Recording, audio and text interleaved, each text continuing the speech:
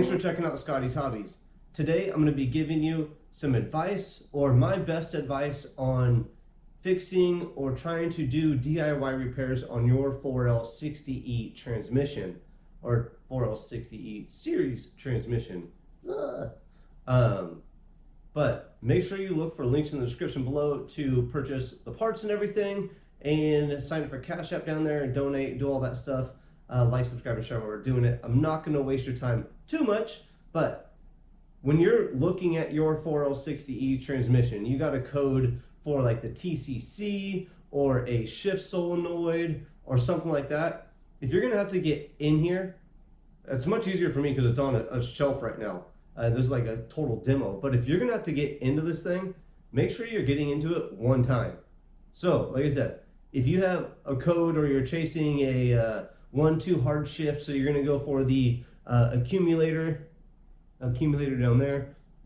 So if you're going to be chasing that, you might as well replace everything else while you're in there, because time and time again I'm getting people commenting, asking a question, saying, what should I replace? I have this issue, and they'll replace one thing and they'll come back and they say, oh, well, now it's this, and they end up replacing this, and they say, oh, we bought this. So really what I would recommend, it's going to be a few $100s, and honestly, you're probably going to save time and thank me later, I hope. And if this doesn't fix it, you might as well just plan on getting another transmission.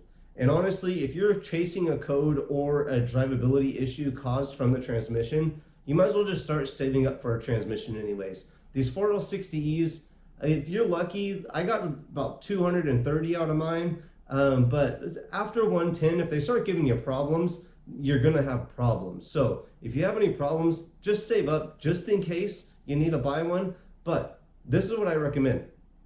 Get the whole solenoid kit to begin with. When you have your problem, you're going to go in, you're going to do that accumulator. When you do your accumulator, make sure you get an aluminum accumulator, a metal accumulator, if you have the plastic one in there. Preferably, I like the pinless from Sonex. There's probably other brands out there, but pinless accumulators, 1-2. On the other side of the valve body, you have the other accumulator, but we're not going to worry about that one because it takes a little more effort to get there. So I would make sure I have my accumulator. I'm going to get the wiring harness, because say your solenoid goes bad, one of your solenoids goes bad, and you come in here and accidentally, you don't notice it, but you ruin the harness because you got a nice little crack in it. So you get fluid in there, and that ends up going bad. So instead, get a harness. You got your accumulator, you got your harness.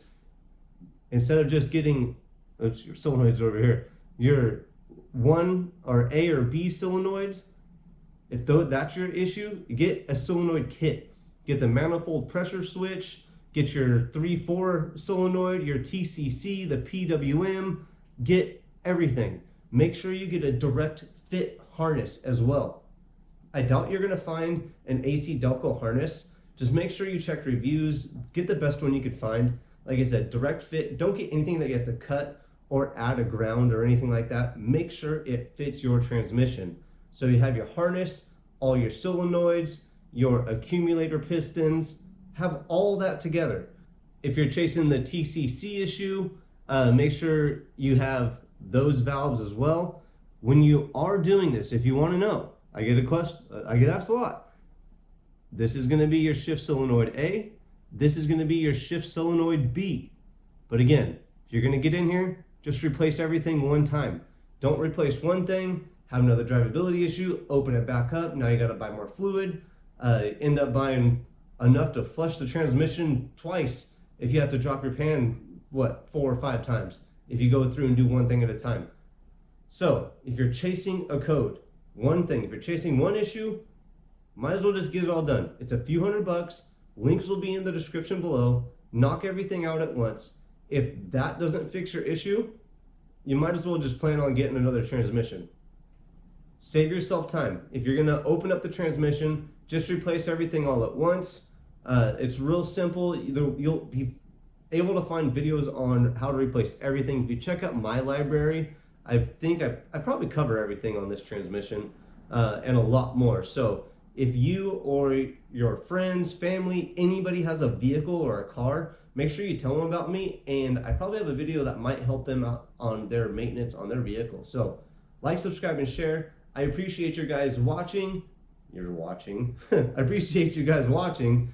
Use the links in the description below to purchase parts to fix your stuff. Please donate if you can, and I will see you on the next, hopefully helpful video. Thanks for checking out Scotty's Hobbies.